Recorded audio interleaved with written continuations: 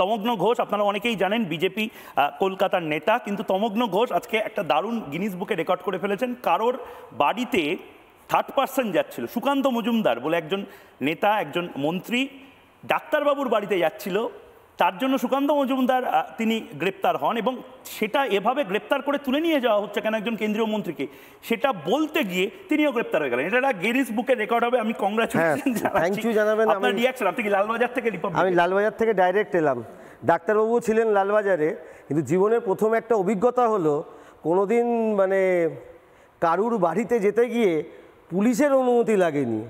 এবার ওনার বাড়িতে উনি আহ্বান করছেন সুকান্তবাবুকে, সেখানে নাকি পুলিশ এসে আটকে দিচ্ছে। উনি বোধহয় স্টেট বা সেন্টারের কোনো প্রোটেক্টই নয়, মানে ওনার বাড়িতে কোনো প্রোটোকল নেই। কোনো প্রোটোকল নেই, উনি তো নিজে বেরিয়ে এসেছিলেন, উনি নিগৃহীত।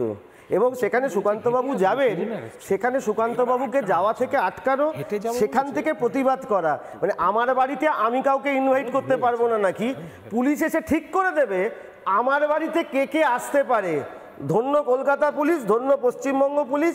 এ পশ্চিমবঙ্গ যে কোথায় যাবে, আজকে পশ্চিমবঙ্গ দিবসে পশ্চিমবঙ্গের কালো দিন, এটাই হচ্ছে বর্তমান শাসক দলের। ঠিক যেন মনে হলো আমি নর্থ কোরিয়ায় বাস করি।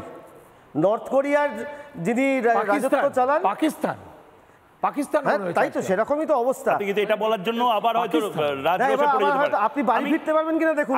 আমি একজন কবি, আরে রাজুদা, আরে আপনি পাকিস্তান নাকি? আপনি করছেন কেন? পশ্চিমবাংলাকে পাকিস্তান বলছেন?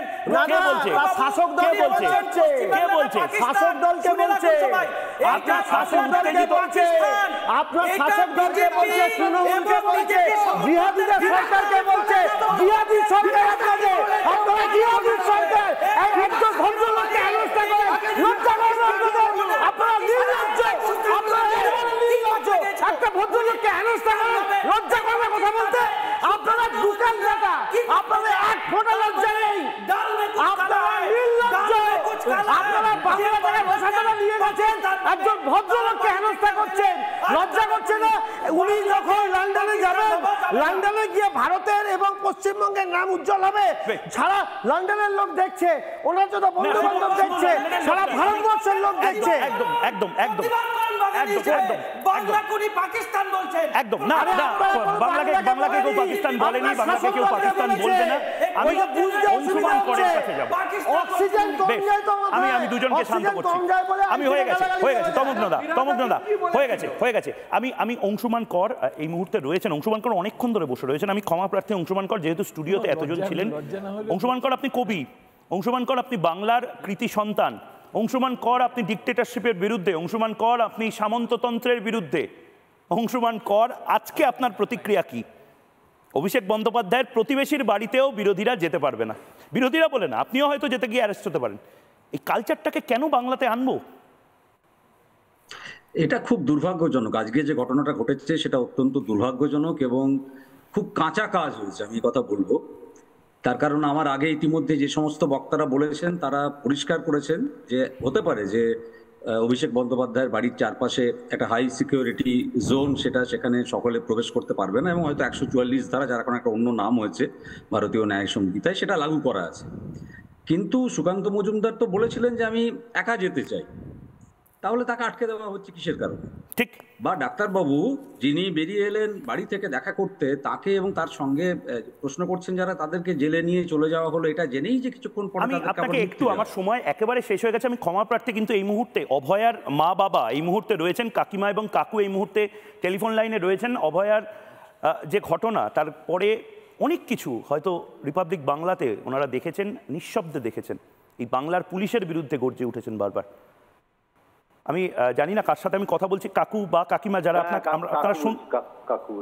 কাকু ময়ূক বলছি, একজন ডাক্তারবাবু, যে ডাক্তারবাবু অভয়ার সময়, অভয়ার কাণ্ডের সময়ও যেভাবে গর্জে উঠেছিলেন, তার বাড়িতে সুকান্ত মজুমদার দেখা করতে যাচ্ছেন, তিনি ঘটনাচক্রে অভিষেক ব্যানার্জির বাড়ির পাশে থাকেন, তাকেও অ্যারেস্ট করে নেওয়া হলো। এটা কি চলছে কাকু? আজকে একটা কথাই আমি শুধু বলবো, সারা পশ্চিমবঙ্গবাসী জিনিসটা দেখুক। আজকে আমার মেয়ে যে খুন হয়েছে, তার পশ্চিমবঙ্গ সরকারের একটা কর্মচারী তাকে সুরক্ষা দিতে পারেনি। তার মানে কি এই মুখ্যমন্ত্রী আমার মেয়ের হত্যার সঙ্গে সম্পূর্ণভাবে সরাসরি যুক্ত? এখন তো আমরা পরিষ্কার বুঝে গেছি। স্বাস্থ্য দপ্তর এই সঙ্গে যুক্ত, এই জন্যই মুখ্যমন্ত্রী এরকম ভাবে ভয় পাচ্ছেন সব জায়গায় গিয়ে। উনি যেখানে যাবেন পৃথিবীর, আমি গ্যারান্টি দিয়ে বলছি, ওই রজত বাবুর মতন লোক সবাই ওনার বিরুদ্ধে, এই ঘটনার বিরুদ্ধে প্রতিবাদ করবে। সারা পশ্চিমবঙ্গের লোক দেখে এর প্রতিবাদ করুক, এই কাকিমা কিছু বলছে। অনেক ধন্যবাদ। অভয়ার বাবা আমাদের সঙ্গে ছিলেন, এবং আমি আবারও বলছি, যদি আমাদের কেউ নিরপেক্ষ না বলে, এক পেশে বলে, হ্যাঁ আমরা অভয়াদের পক্ষে, আমরা এই ডাক্তারবাবুদের পক্ষে, আমরা বাংলার মানুষের পক্ষে, আমরা সনাতনীদের পক্ষে, যারা ঘর ছাড়া হচ্ছে, রিফিউজি হয়ে যাচ্ছে হিন্দু হওয়ার অপরাধে, তাদের পক্ষে, আমরা মানুষের পক্ষে, বাংলার পক্ষে, রাষ্ট্রবাদের পক্ষে। আমরা মিনমিনে চ্যানেলের মতন বলি না যে আমরা নিরপেক্ষ। আমরা ছোট্ট বিরতি নিচ্ছি, বিরতির পর ফিরে আসছি। কিন্তু ভাবুন বিরতির সময় যে সুকান্ত মজুমদার তো আপনি নন, ময়ূখ, রাম, শ্যাম, লক্ষণ, রহিম, আপনি যদি সুকান্ত মজুমদারের জায়গায় থাকতেন এতক্ষণে হয়তো রাত্র অব্দি জেলে কাটাতেন। অন্তত সুকান্ত মজুমদার গোটা বিজেপির পরিবারকে পেয়েছে। ছোট্ট বিরতির পর ফিরে আসছি, সঙ্গে থাকুন।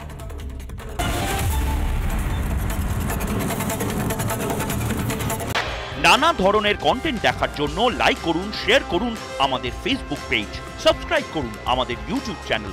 পাশাপাশি অন্যান্য ব্রেকিং নিউজের জন্য অবশ্যই চোখ রাখুন রিপাবলিক বাংলায়।